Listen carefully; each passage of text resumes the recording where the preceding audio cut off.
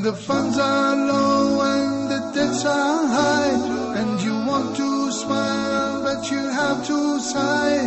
When care is pressing you down a bit, rest if you must, but do not ever quit. Success is a failure turned inside out. Let's talk and clear the clouds of doubt. Assalamu alaikum wa rahmatullahi wa barakatuh. Welcome to a new episode of Let's Talk. I'm your host Khalil Amunet, and we're joined of course by our guest Sheikh Karim AbuZaid. He is the director of Ihdina Productions, and he's also the Imam of the Colorado Muslim Society. Assalamu alaikum. Thank you for joining us. Assalamu wa rahmatullahi wa barakatuh. And we're also joined by our in-studio audience. Assalamu alaikum. How are you guys all doing today? That's good. Today the title of the show, actually we're going to pick up where we left off the last episode, is about alcohol and drug abuse from an Islamic perspective. So, Sheikh, what went wrong in the life of a Muslim? What makes a Muslim decide to pick up drugs or get addicted to alcohol, for example? إن الحمد لله نحمده ونستعينه ونستغفره ونعوذ بالله من شرور أنفسنا ومن سيئات أعمالنا من يهده الله فلا مضل له ومن يضلل فلا هادي له وأشهد أن لا إله إلا الله وحده لا شريك له وأشهد أن سيدنا ونبينا محمدا عبد الله ورسوله.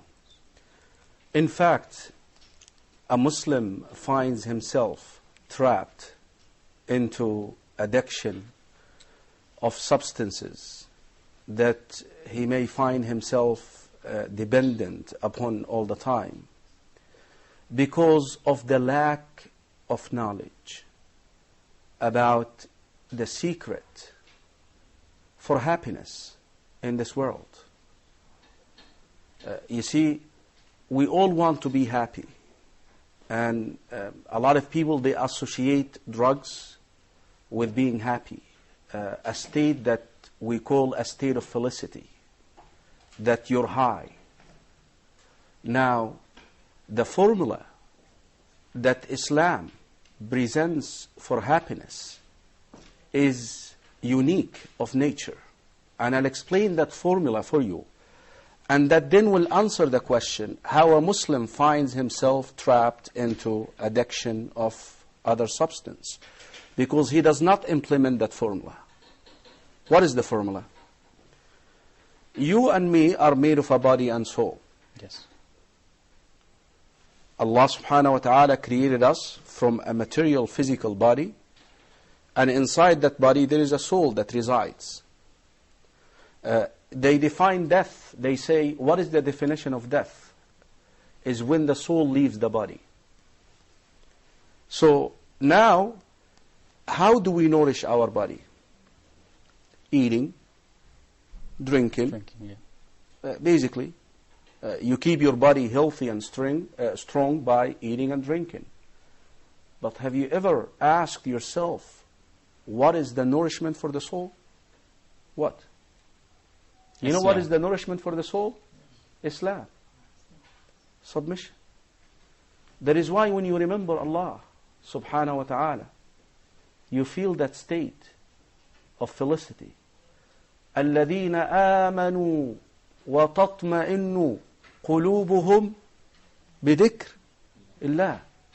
Those who believe, and they find peace and tranquility in the remembrance of Allah subhanahu wa ta'ala. Allah subhanahu wa ta'ala actually calls upon the believers in the Quran. يَا أَيُّهَا الَّذِينَ آمَنُوا, O ye who believe, استجيبوا لله وللرسول. Say, we hear and we obey to Allah and His Messenger once they call you to what will give you life. They are alive, you're calling them, but the life of what? Of the soul. The life of the soul. النبي صلى الله عليه وسلم كما في حديث أبي موسى في البخاري مثل الذي يذكر ربه والذي لا يذكر ربه كمثل الحي والميت. The likeness of a person who remembers Allah. And الذكر هنا لا يقصد به is not only سبحان الله والحمد لله ولا إله إلا الله. الذكر هي الفرائض والمستحبات is what is mandatory. Allah subhanahu wa ta'ala, when He called Abu Musa alayhi salam in the desert, He told him that, وَأَقِمِ الصَّلَاةَ لِذِكْرِي. Establish the mandatory salah, the salah for my remembrance. So as-salah dhikr, as-siyam dhikr, fasting is dhikr, zakah is dhikr, hajj is dhikr. You do not confine dhikr into a certain, we don't want to get there now. So now, this is the reason, this is how you attain happiness in this world. Through following the prescribed... Because submission, Khalil, is the nutrition for the soul. Yeah. Now, so if you're following the requirements, you're not going to need anything else. No. You're not going to need any added... no. You're going to be happy. You're going to be okay. I mean, you're going to go through trials. You're going to have some hardships. But your iman, your faith will help you overcome these hardships. You know the highest suicide rate in the world is where? Sweden. Sweden, yeah. It also has the highest, standard what? of living. Yes. Income. Income, yes. So it is not the problem of money. You see, like they say, happiness is irrelevant. You will find somebody sitting in the masjid, enjoying himself. He is the highest. The highest. He is higher than somebody who goes to a bar and spends the whole night drinking, and then he vomits at the end. And then he needs somebody to drag him home. But this person, wake up and pray tahajjud. I don't want to use the Quran here to in a way, but pray tahajjud at night, and you will see how high you will be. Yes. Try it. Yes. Try it, because you have nourished your soul. Now, Khalil, the lack of knowledge, because the education is not there about that. People do not know that. At the same time, the culture promotes physical pleasures. In high school, to be happy, smoke a joint. Let's go get a drink. But they don't know that this is the substance that was introduced by who? Remember the verse? يا أيها الذين آمنوا إنما الخمر والميسر والأنصاب والأزلام رجس من عمل. Shaitan is smart. I mean, he's smart. I'm not admiring him. May Allah safeguard all of us from him. But he's smart. He always introduces an alternative. Okay, Quran and making your voice beautiful by reciting the Quran, come and sing. Habibi, Habibi, my love, I love, stuff like that. Okay? Adhan, music. Dancing, stuff. He also introduced a substance. But the substance has side effects. Yes, marijuana will make you high.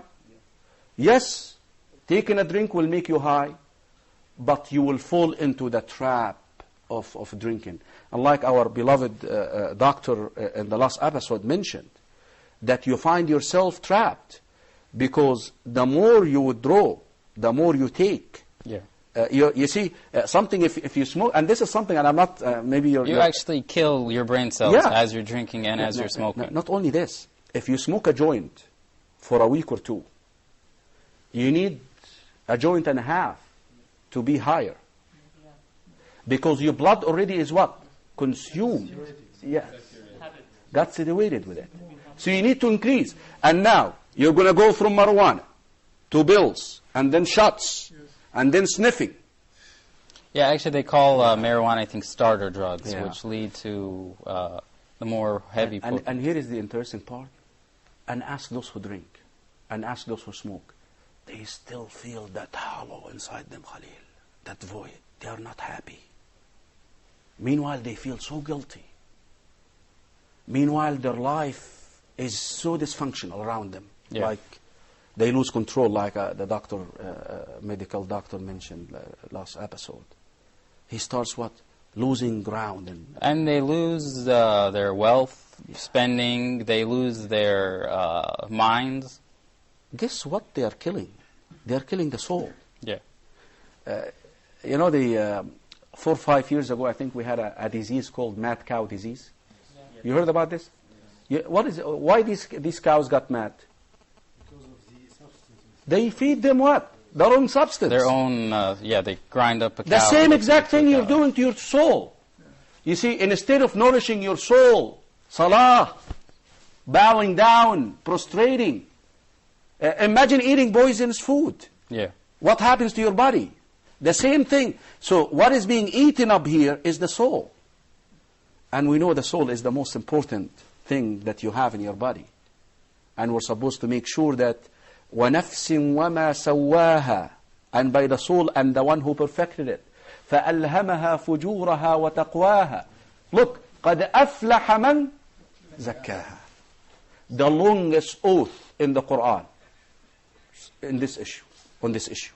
Okay, we don't have any time for this segment, but we'll be back for another one, inshallah. We're going to go to break now.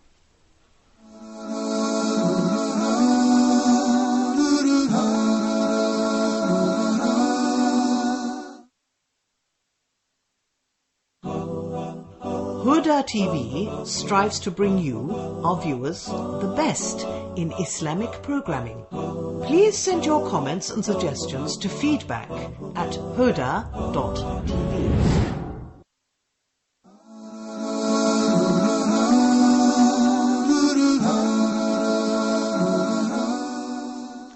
Welcome back. Thank you for staying with us. We were just having a discussion about drug and alcohol abuse. Now we're going to delve into how do we treat the drug or alcohol abuser. How is he treated, especially in his personal life, or people who know him, or even by the government, or, you know, do we put these people in prison, or what do we do? Do we treat them with respect? Or? Subhanallah, in spite of the fact that the religion, the Sharia, is so strict on drinking and in those who drink, and there is a had. There is a had for drinking in Islam, if you are to apply the Sharia. But yet, the guidance, the hadi of Muhammad sallallahu alayhi wa sallam told us, and I really want to get your attention regarding this issue, because I am sure there is someone in your family who drinks, and there is someone in your family who does drugs. The Sharia, our religion, and the guidance of Muhammad sallallahu alayhi wa sallam instructed us to treat those people very kindly. في صحيح البخاري حديث عمر ibn al-Khattab رضي الله عنه. There was a man, his name is Abdullah, وكان يلقب بحمار. His laqab, his title is Himar. وكان يضحك رسول الله صلى الله عليه وسلم. And he used to make the Prophet صلى الله عليه وسلم laughs. He used to throw a joke here and there to make the Prophet صلى الله عليه وسلم laughs. وكان أكثر ما يؤتى به ليحد. And he is often brought to the Prophet صلى الله عليه وسلم to establish the had for drinking. One time as they were flogging him, some of the companions started saying, لعنه الله, may Allah curse him. How often he comes for this. And then they would speak to him harshly. They spoke to him so harsh. ألا تستحي من رسول الله. Aren't you ashamed from the Messenger of Allah? ألا تخشى الله. Shouldn't you fear Allah? You know what the Prophet ﷺ said? He made a statement that is out of this world. No, don't. By Allah, إني لأعلم. I know. And we know when the Prophet ﷺ uses that term, إني لأعلم, that means Allah subhanahu wa ta'ala revealed this to him. By Allah, I know that he loves Allah and His Messenger. إني لأعلم أنه يحب الله ورسوله. Can you imagine? مدمن خمر, alcoholic, loves Allah and His Messenger. But he again, was punished multiple times for committing. yes, but again, here is the issue.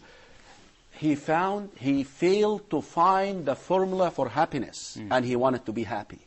He found himself trapped into this. And I tell you, a lot of our Muslim youth in the world, they love Allah and His Messenger. And I know they are doing drugs, but they still love Allah and His Messenger. And they wanted a second chance to come out of it. That is why the Sharia encouraged us to treat them kindly, not to be harsh with them, to speak to them in the kindest manner possible. I'll tell you. But I mean, how are we going to cure them? But we're treating them nicely. But what is the cure? How do we deal with that? especially in the point of view of an imam or mosques, governmental organizations? Like a counseling. Yeah. There is nothing like where we work. We get a lot of youth who get hooked up in this. Yeah. And if you speak to them in this manner, that I just addressed the issue, Yeah. and apply the analogy. Listen, you're trying to be happy, okay? There is nothing wrong with that. There is nothing wrong with being happy, okay? But this is the formula for happiness. You tried this one. It's taking you this way. Can you at least try this one? I mean, you still can try to, and you never know. You never know when those people will hear. You never know. There is an incident that happened in our history. Someone very famous, his name is Al-Qanabi, a narrator of the hadith. He used to be alcoholic. He used to live in Al-Basra, in Iraq. So he was going home to get drunk with his friends. So he saw from a distance a huge crowd around a scholar. His name is Shu'bah ibn al-Hajjaj, one of the people who narrate the hadith of the Prophet ﷺ. Shu'bah hada was a very famous in Al-Basra. He's drunk. He's high. He kind of admired the fact that the people are around this person. He waited for him until he's done. And then when he got in his camel, he held the robe of the camel. He's drunk, remember? And Shu'bah is what? A very famous scholar. Ma ant? What are you? You know, this is very insulting. Using what? You should say, who are you? But what are you? قال شعبة. He said شعبة. قال وما شعبة. مين شعبة? What is شعبة? قال محدث. He said محدث. وما محدث. What is محدث? He said someone who narrates the hadith of the Prophet. Look at the humility. Look at. He knows he's drunk. Okay. Yeah. This is alcoholic person right here.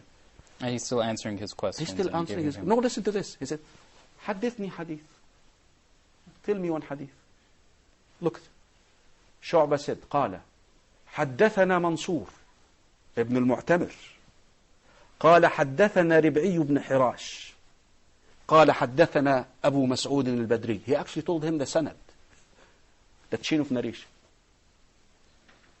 قال صلى الله عليه وسلم, the Prophet صلى الله عليه وسلم says, إن مما أدرك الناس من كلام النبوة. But look what hadith he chose for him. What the people got from the words of prophethood, إذ لم تستحي فاصنع ما شئت. If you have no haya, no shame, keep doing what you're doing. Look, these words went into the heart of Abdullah ibn Maslam al-Qa'nabi like this, like a shock. He waked up. He went home. He did not say, I'm going to wait and I'm going to try. No, he went home.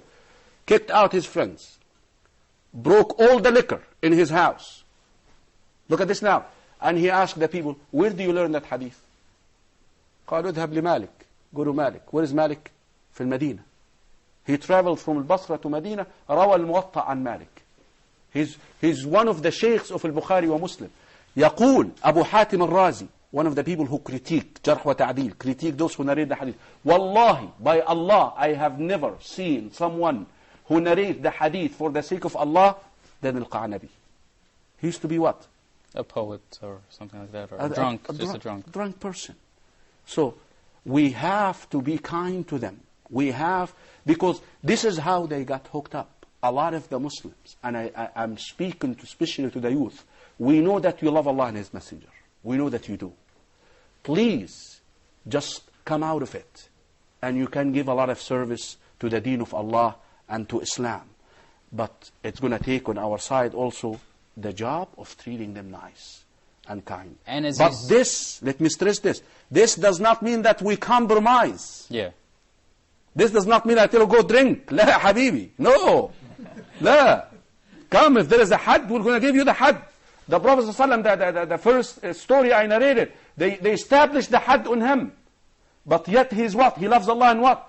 and his messenger. لا في شريعة في شريعة. What is the modern? I mean, they don't in the U.S. You're going to get arrested if you take a drunk and you lash him. We can do that. I'm not saying you can do that. Okay, don't get me in trouble here. I still have to fly back. No, we cannot do that. We cannot do that. But like I said, the only way is counseling. Yeah, and I like from your story, he encountered a very someone he looked up to very much. He encountered a specific person who had a lot of influence on him. So I think, people with a lot of influence, with a lot of knowledge, imams, shuyukh, should seek these people out and give them treatment. And talking about it, Khalil, Yeah. you hardly find a khatib these days who talks about alcohol. Yeah. They don't talk about it in the masajid. So maybe this is an invitation to the imams in Europe and in America and across the world. And even the Middle East, Yes. there's drug and alcohol problem here. Yeah. In Yemen, people are hooked. It's almost like Like part of their culture, Right. taking drugs. Yeah, over here, it's very sad. It's very sad. So it's like a taboo subject. So it's something we And keep parents, in the dark. And parents, where are the parents? Speak to your children about drugs. Talk to them about drugs. How does it work? And the way to save them from it. We need to talk about it. Subjects like this need to be brought up. And I'm very, pleased that we were actually discussing this on Huda TV. That's beautiful. It's a very important subject. Yeah. And just to give you the scope, in 2002, that's quite a ways away. It's estimated that 2,500 teenagers a day experiment with prescription drugs or taken from home. That's just taking, that's a specific situation. About 400 million people suffer from alcohol-related problems around the world. 400. That's almost 500 million people out of, 7 billion people? So we can take some questions from the audience now? Yeah. In the name of Allah, Mr. Gracious, Most Merciful. Excuse me, I've got a question or suggestion. I believe that Allah Almighty, glory be to Him, in the Holy Quran and His Messenger, Muhammad, peace and blessing be upon him, didn't say for his companions, you mustn't drink alcohol, but step by step. So how we do this now? I think we should put some steps and do it. Like the first step, I think about it. We should be knowledge what's the problem is, and go to a hospital and accepting the evidence and medicine and take a medicine. So we need today and looking for a good solution for this problem. So the Prophet Muhammad sallallahu alaihi wasallam, peace and blessing be upon him, told us, "تركت فيكم ما إن تمسكتم به لن تضلوا بعد أبدا كتاب الله وسنتي." The Holy Quran and following the Sunnah. So how we do this now? I can read from your questions that you have two segments in it. Segment number one is the fact, can you use a gradual implementation of the text in order to ban people from drinking or to help people stop drinking? The answer is no. The deen is complete, akhi. The deen is complete. The sharia is complete. And I think the last episode we have the doctor, actually our medical doctor who addressed the issue from a medical perspective, that using that system, they actually disallow them, the doctors, to carry on with the substance that they are addict to. They just give them a medical treatment in order to decrease the impact of the withdrawal or the feeling of discomfort once it comes to withdrawal of alcohol. But the Sharia, absolutely not. And we actually have an incident that is narrated, but again, I really would like you to understand this in context. A very famous scholar, Waki' ibn al-Jarrah, He actually had a Jewish neighbor. And he used to be alcoholic. He used to drink. And he said, what a beautiful deen you have. What a beautiful religion you have. Has it been for drinking? I drink. But I said, go ahead and become a Muslim and, we'll look into that. I mean, that's a way of da'wah, okay? So he became a Muslim. He said, now, if you drink, we're going to flog you. Huh? And if you leave Islam, we're going to leave this one alone. Huh? He stopped. ما سمعنا. We never heard that you go to somebody who drinks and tell him, okay, can you please take now 2 cups instead of 1 cup? Which one? Oh, Heineken? No. Go with the Carlsberg. Will the Sheikh give a fatwa like this? ما ينفع. الحرام. Stop. And akhi. And maybe we'll get the medical doctor again to give his insight on this. I tell you something. You playing games. And I speak to those who are addicts. And I love you all for the sake of Allah. Don't even be deluded by this. Don't be deceived by this. If you want to give this up, be truthful with Allah. And say, now, stop. And you will stop. أصدق الله يصدقك. Be truthful with Allah in the intention of repenting and leaving this. And Allah will deliver you subhanahu wa ta'ala. But there are some steps that you have to follow. And this is maybe the next segment. Of course, in order not to harm your health, if Right. if you're hooked on something that's, you're just going to completely lose your mind. No. If there is... there's drugs nowadays that are so extremely toxic and dangerous and highly, highly addictive. So, inshallah, the next segment we'll bring the doctor on to talk about that. But right now we don't have enough time for this segment. We'll be right back.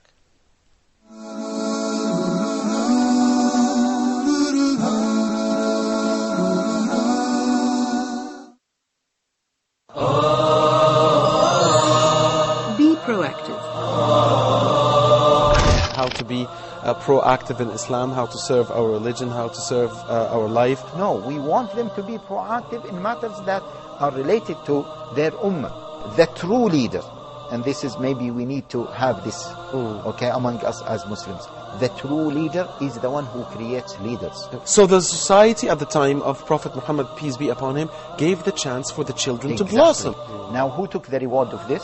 The initiative of Ali bin Abi Talib. Ali bin Abi Talib took the reward because of his initiative. How long have you been passive? How much time have you lost in your life because of negativity? Learn how to take conscious control over your life. Set your goals and work to achieve them in an Islamic way. If you really love your wife, your children, your parents, your people, then you have to do your utmost. You have to do whatever you can in order to invite them to Islam. We are in need for these reminders. The main point is ikhlas, is sincerity, is what I want to get in the hereafter. Join Sheikh Haytham Al-Haddad and his host, Muhammad Abdurrahim, in this inspiring show.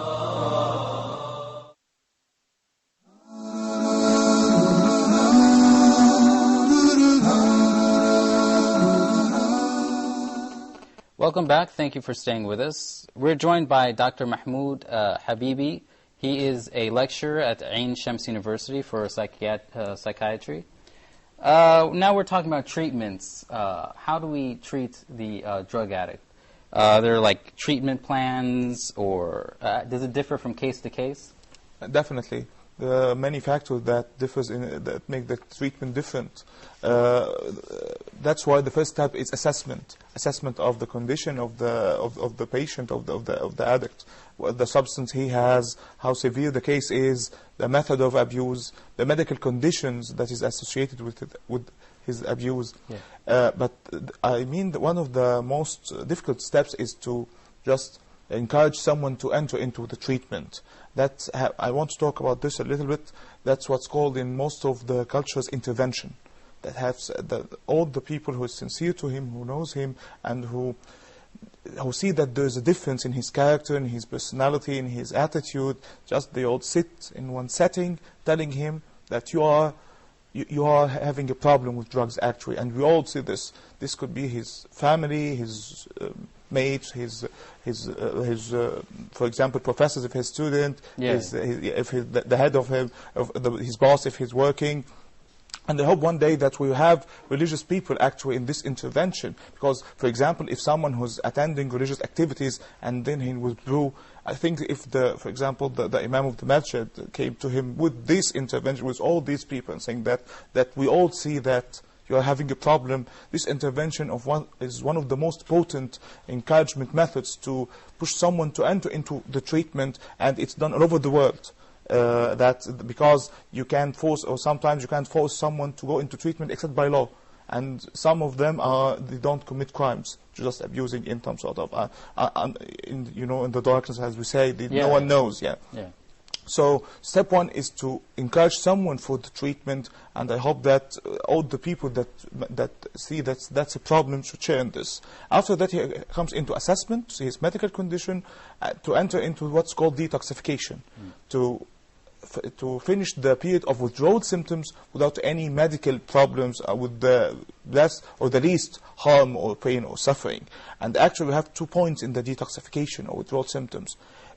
Suffering and harm of the patient, but there's another important issue that sometimes sudden stoppage can cause severe medical problems and psychiatric problems. So we have these 2 issues. So we should assess if he needs medications to overcome this detoxification process. Then he comes into the rehabilitation, and that's a very long story actually to be discussed. And the last thing I want to say in this point, in the rehabilitation, it's not just the physicians or the psychiatrists role, it's the community role, including his friends, including religious people, including volunteers, including his family. And that's why that's an issue in the rehabilitation phase, that everyone should take a part in it. And I think we can discuss this later in more details, but it's a very important issue to discuss. In the Middle East, are there organizations such, in America we have, I don't know can't remember their names, but organizations, self-help group like very well known, Anonymous 12 Steps, advertised. But I think across the world this needs to happen. It needs to happen across the world, and it shouldn't be like organizations only. I think everyone who knows someone that have a problem with drugs should know that you have a role with him. Should have a role in his rehabilitation to help him, especially after finishing his detoxification, leaving what's called inpatient treatment and entering into life. It's some sort of hard. We are talking about someone that most of his life was within the context of drugs. So his whole environment was surrounded by things.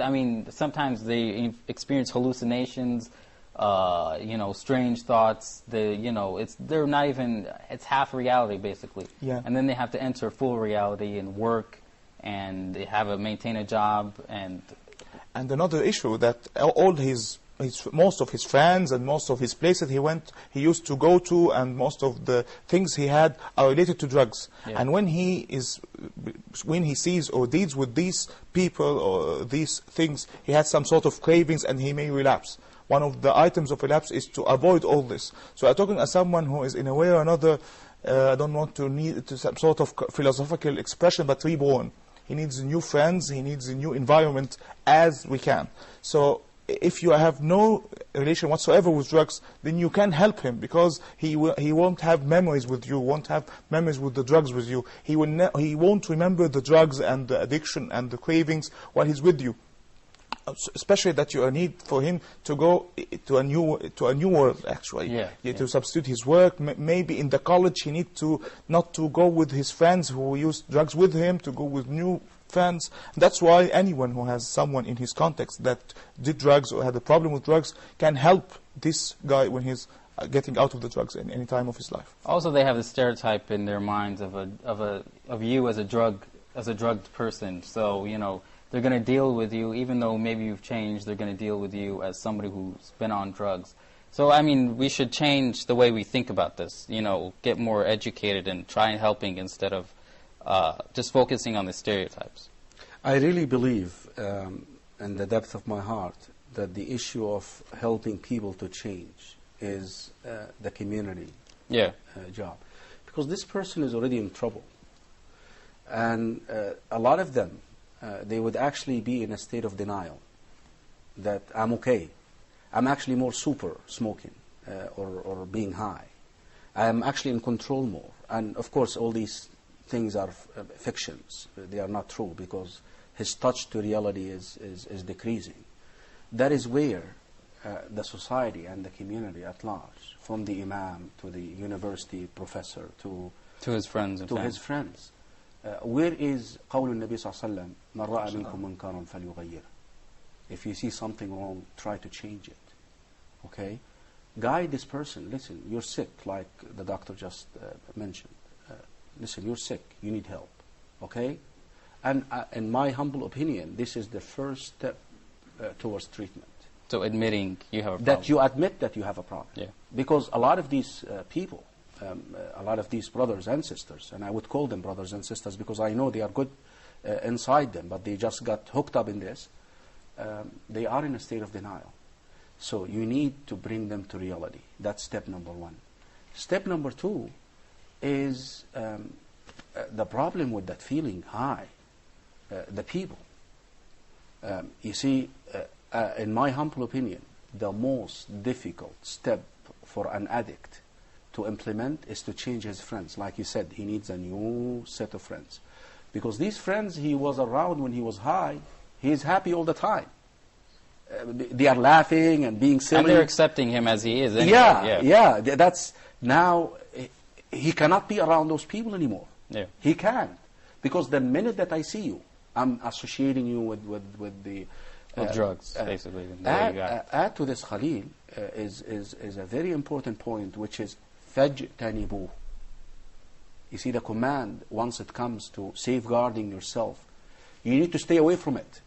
Anything that reminds you, and that is what I'm just confirming from an Islamic perspective, what the medical perspective is. He said he needs a new society, a new community, a new beginning. The same exact thing Allah is saying, stay away from it. Anything that remind you with it, meaning places. The places that you used to go to and get high, don't go there. Even watching soap operas, episodes where people drink and smoke, don't do it. Isn't that what اجتنبوا? Stay away from it totally. But here is a big thing, and maybe our doctor can help us here, is the concept of I will, which is putting it off. A lot of them they do that. Okay, you know what? Let me just finish this, and I will stop. I mean, how can you tackle something like that? Yeah. I mean, it's infected in them, basically. Yeah, we call it the tomorrow that never comes. You know, it's tomorrow. It's tomorrow. It's always tomorrow. And that has some sort of an explanation. I'll try to make it simple. That when he has a drug, he has an immediate pleasure. So he postponed what he doesn't like to do. Yeah. It's tomorrow. So if an intervention will be done, it will be as soon as possible. Let's be right now. No tomorrows. No more tomorrows. So okay? Other people must intervene. If he's procrastinating and putting it off. Yeah. And the point is, we should always have some sort of, recurrence and what's called muthabara. If he said tomorrow, then we'll come to him tomorrow and said, you said tomorrow, that was yesterday, or this is your 20th tomorrow. So no more tomorrows. So that's just some people get some sort of, depressed or some sort of helpless when they come and talk to the patient once, and he does not respond. They said, we did our best, we can't talk to him no more. No, you should talk to him once and twice and many times. And every time you bring more evidence, you said tomorrow, you are having more problems. Now we have brought more people to sort of encourage you. You said that 1 month ago and nothing have changed. That's the point. It's that's what's called breaking the denial. That's when I have no problem. You said that 1 month ago, and now you have a list of problems in just 1 month. Yeah. So imagine your life. What's your life like? So the ultimate. What is the ultimate price for all of this? He keeps doing this. He keeps taking the drugs, and he keeps going downhill. I mean, how bad can you end up? It can turn up very bad. There's a point where, as we said before, and we are saying that the point of tolerance, it ends up that he's taking drugs and he's having no pleasure. Yeah. You know, his brain chemistry, it's no more pleasure neurotransmitters. You're not even being happy while you're getting high. Yeah, and that's why they enter in what's called overdose. They take more and more up to their heart or the breathing does not, they can't tolerate such huge doses. So what end up like, it's that he's taking huge doses, not having fun. Even the fun he was looking for is gone. Now, yeah, and he's having medical complications, many medical complications, either from the substance itself or from the route of intake. For example, injection have its medical problems, sniffing, etc. So it ends up that someone is definitely sad even when he takes, but it's sad and more sad and less sad. There's no pleasure. Even the pleasure have went. So even the coolness is gone. There's no more. Actually, that's what the whole drug problem in the U.S. and the West is. This drug culture, which is in the music, it's in the movies. There's a lot. I mean, how many movies have you seen somebody sniffing coke or smoking pot or whatever, or drinking themselves to? It's a culture. Yeah. It's just the culture. Well, I really would like to add something to what Dr. Mahmoud said, is I think we need to be realistic and let them know that, listen, you're going to try and you're going to fail. Once, twice, 3, 4 times, but you just have to keep trying. And this is something that a lot of, Satan, shaitan, what comes in, you see, you tried, it's not working. You can't live without it. Come on. That's your life now. Just give up. Just give up. It's like the oxygen you breathe. I tell you, you have, there is a little analogy. Have you know a sponge? If you place ink on that sponge, especially if you reach that level where you actually you have to overdose to be high. If you place ink on that sponge and you leave it, what happened to that ink? It gets absorbed. It gets absorbed inside. Can you wash it one time? No. Just one time and then the ink will go away? No. You have to keep what? The same exact thing with an addict. You may have to try 15, 20 times. I tell you. And I know some of you are saying, what kind of sheikh is that? But this is the reality. This is the reality. You have to keep trying. You have to keep trying. And say, yes, I can.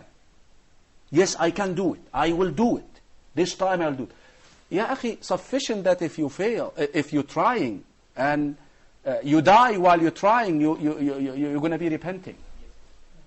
But if you insist and say, no, I'm not going to do it, it's not working, then you're going to die on this kabira, which is a major sin in Islam. So we need to be realistic. You may throw the drugs, and after 3-4 days you come back and pick it up. Okay, you may throw it in the trash can and come back and pick it up again. It happens. But the thing is, you have to go on trying until you clean that sponge, until you stop. So we're talking, I mean, what are some of the most potent drugs? What are people using nowadays? What is, I mean, I don't want to, I mean, I'm just saying, what to keep away from, what are the dangerous things? Yeah, that's the drugs advertisement. Yeah. What's the best stuff? I didn't say that. Yeah, actually, we should some sort look at the history. I want to warn about something that every time people come and say there's a drug which is not addictive. Yeah. This happened with heroin, this happened with cocaine, this happened with crystal meth, methamphetamine, that every time they say, now we have the drug that's not addictive. And it turns to be more addictive than the previous drug. Yeah. So the point is, what's classic, that's happened with the club drugs, ecstasy, and... That's what... Every time they say it's not addictive. That happened many times in the history of drug use. So the point is, should be very cautious regarding any new drugs, because now drugs are manufactured. Crystal meth, heroin, ecstasy, they are manufactured actually. Cocaine, even cocaine. It's not in the nature. So every time, I don't know whether it's the mafia or not, but every time they have drug cartels that are huge and have billions of dollars. And then one of the very, very, very, very repeated, myth that this is not addictive.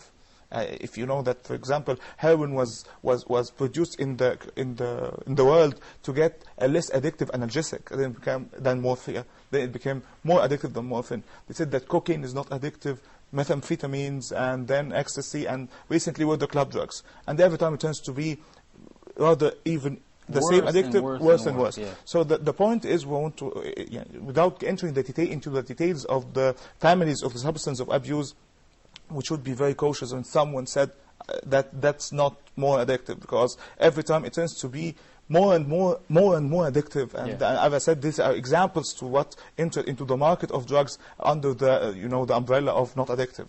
So I think it will go on.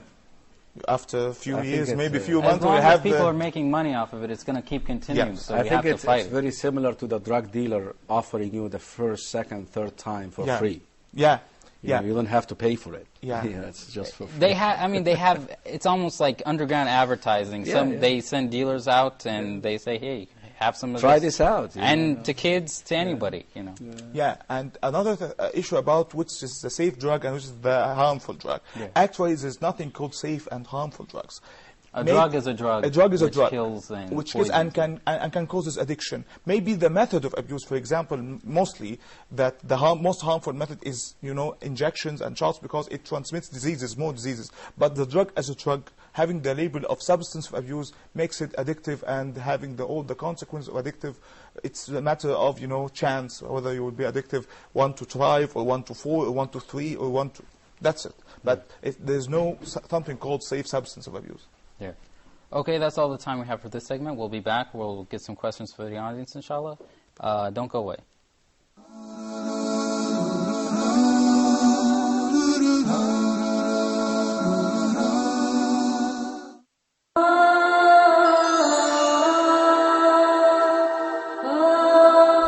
Do you have questions that bother you? What about issues of concern to you? Would you like to share things on your mind with us?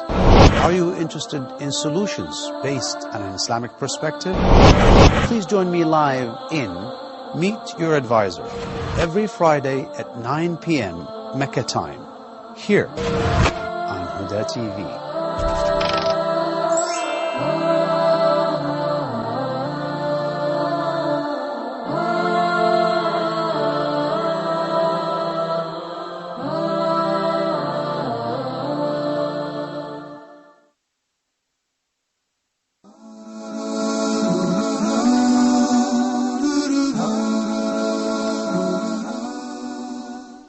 Welcome back. Thank you for staying with us. We're just discussing treatment of drug abusers. How do we seek treatment?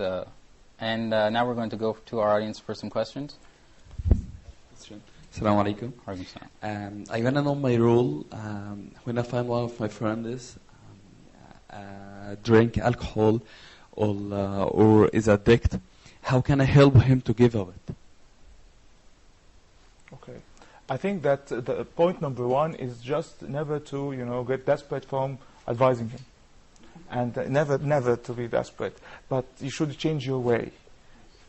Every one of us should have a situation, especially young ones, situation towards or against drugs and substance of abuse. There's nothing called to enter into a pub or a club and I'm not drinking.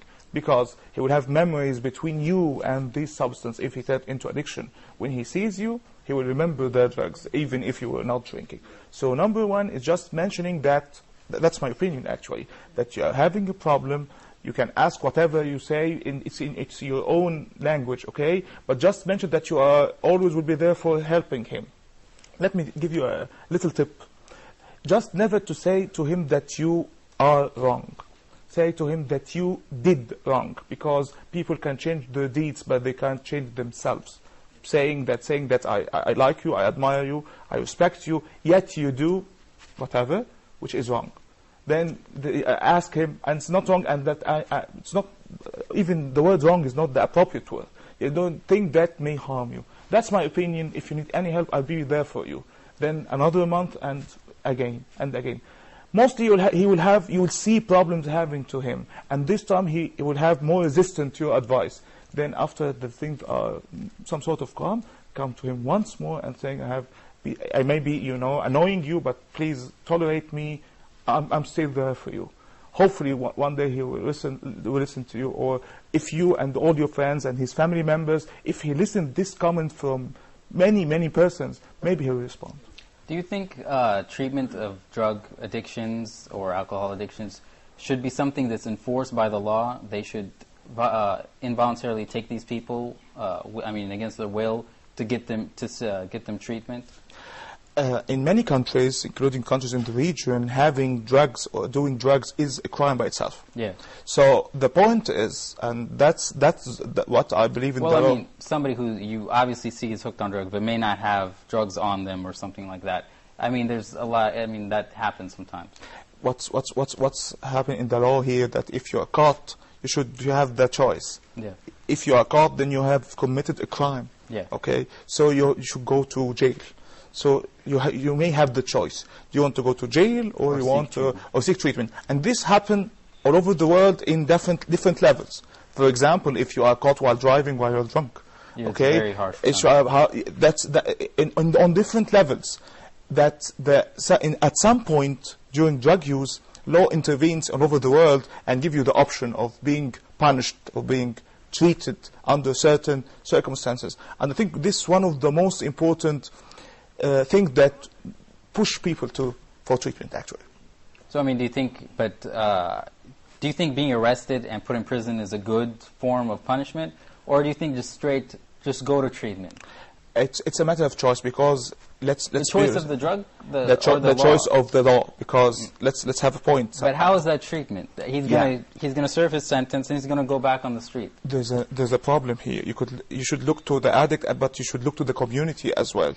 We have some addicts, and I know, and I've seen this myself, that he goes and insults his father, and he hits his mother, or he steals from someone, or he's becoming aggressive, or he may drive and may kill someone. So it's not a problem of addiction. It came out from the point of addiction to the point of harming.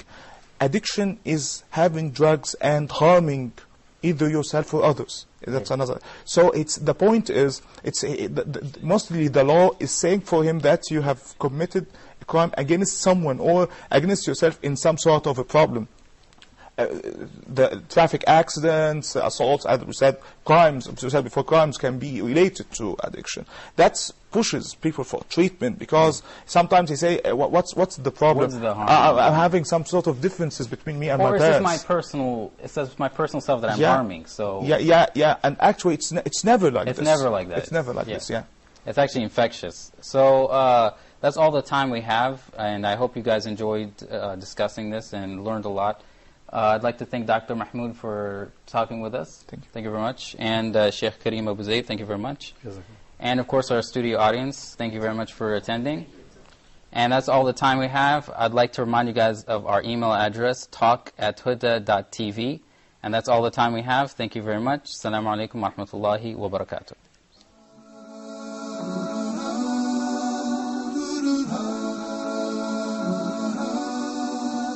When things go wrong, as they sometimes will, when the road you're trudging seems all uphill, when things go wrong, as they sometimes will, when the road you're trudging seems all uphill, when the funds are low and the debts are high, and you want to smile but you have to sigh, when care is pressing you down a bit, rest if you must, but do not ever quit. Success is a failure turned inside out. Let's talk and clear the clouds of doubt. Success is a failure turned inside out. Let's talk and clear the clouds of doubt.